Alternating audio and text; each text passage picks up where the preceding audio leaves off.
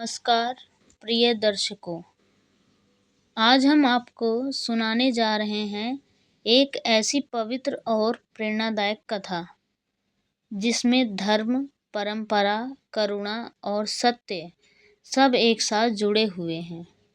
यह कथा है गौतम बुद्ध और गया पिंडदान की।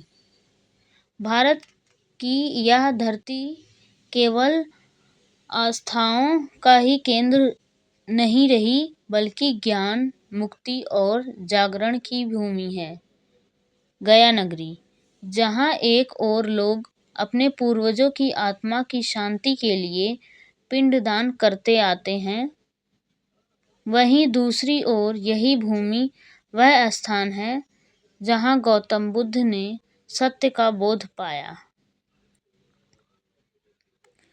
आइए आज हम इस अनोखी कथा को सुनते हैं।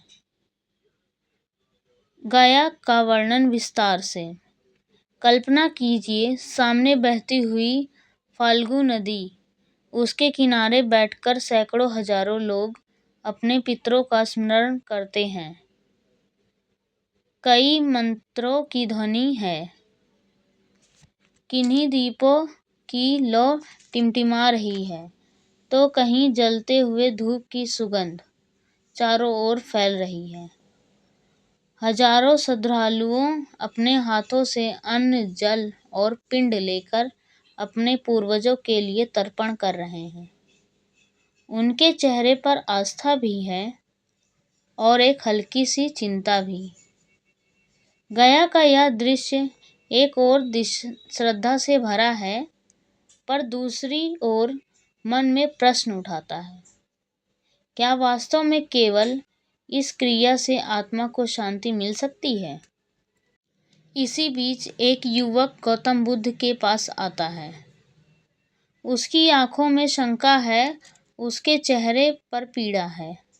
वह हाथ जोड़कर बुद्ध से कहता है, भगवान, मेरे पिता का निधन हो गया है। मैं यहाँ गया आया हूँ ताकि पिंडदान कर सकूं, पर मेरे मन में प्रश्न है, क्या केवल जल और अन्न से आत्मा को शांति मिल सकती है? क्या पितरों के लिए हमें और कुछ नहीं करना चाहिए? गौतम बुद्ध मुस्कुराते हुए कहते हैं उस युवक से।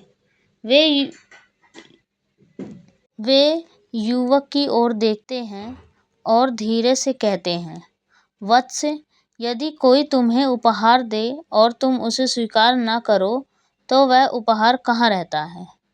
युवक थोड़ी देर सोचता है और उत्तर देता है, भगवान, यदि कोई उपहार स्वीकार न किया जाए तो वह लौटकर दाता के पास ही चला जाता है। बुद्ध कहते हैं, ठीक वैसे ही केवल जल, अन्न और पिंडदान की प्रक्रिया यदि मन से है, कर्म से और आचरण से न जुड़ी हो, तो वह वास्तविक फल नहीं देती।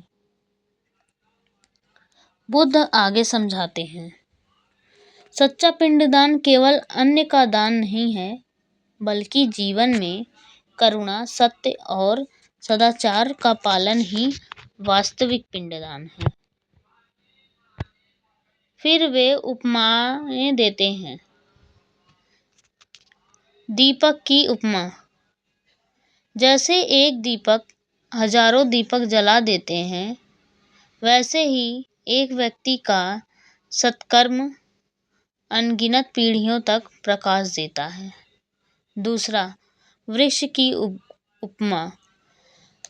जैसे एक वृक्ष अपनी छाया, फल और वायु सबको देता है, पर बदले में कुछ नहीं मांगता, वैसे ही जब तुम सेवा, करुणा और प्रेम दान करते हो, तो वही सबसे बड़ा पिंडदान है। तीसरा, नदी की उपमा। नदी सबको तृप्त करती है, चाहे कोई अच्छा हो या बुरा, चाहे कोई उसे गाली दे या स्तुति करे। नदी सबको समान रूप से जल देती है। इसी तरह जब तुम निस्वार्थ भाव से दूसरों की भलाई करते हो, तो वही पितरों की आत्मा को शांति देता है। बुद्ध शिष्यों को याद दिलाते हैं, याद रखो, यही गया भूमि है जहाँ मैंने सत्य को जाना। यहाँ केवल तर्पण का महत्व नहीं, बल्कि आत्मज्ञान का मार्ग भी खुलता है। फिर बुद्ध कहते हैं, गया का महत्व दोहराया है। हिंदू परंपरा में यह पितरों की शांति का स्थान है और बौद्ध परंपरा में यह आत्मा के जागरण का स्थान है। इस प्रकार वे समझाते हैं कि गया केवल क्रियाओं का स्थान नहीं, बल्कि जागरण और जीवन परिवर्तन की भूमिका है।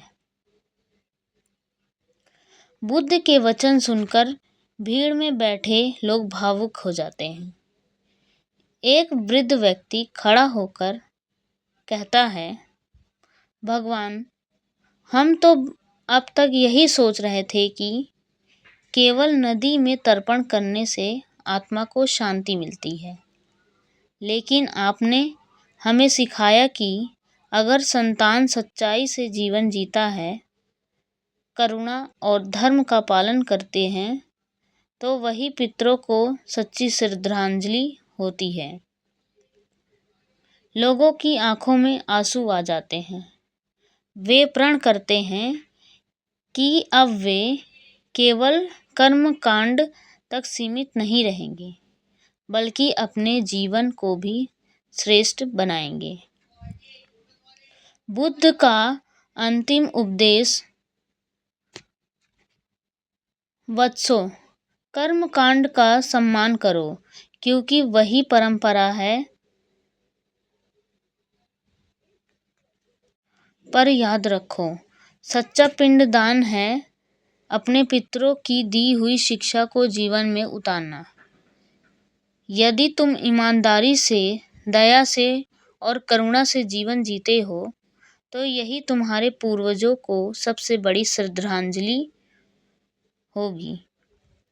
बुद्ध का यह वचन सुनकर वातावरण पूर्णतः शांत और परिवर्तित हो जाता है। इस प्रकार गया नगरी में बुद्ध ने सिखाया कि बाहरी कर्मकांड तभी सार्थक है जब उनके पीछे सच्ची श्रद्धा और अच्छे कर्म हो। गया आज भी दो धैर्यों को संजोए हुए है, पितरों की शांति और आत्मज्ञान का मार्ग। प्रिय दर्शकों, यदि यह कथा आपके मन में छू गई हो, तो इसे अपने जीवन में उतार लीजिए। करुणा, सत्य और सेवा को अपनाइए, और यही आपके पूर्वजों के लिए सच्चा पिंडदान है। धन्यवाद। अगर आपको यह कथा पसंद आई हो तो हमारे चैनल को लाइक, शेयर और सब्सक्राइब जरूर करें, ताकि ऐसी और प्रेरणादायक कथा आप तक पहुंचती रहे।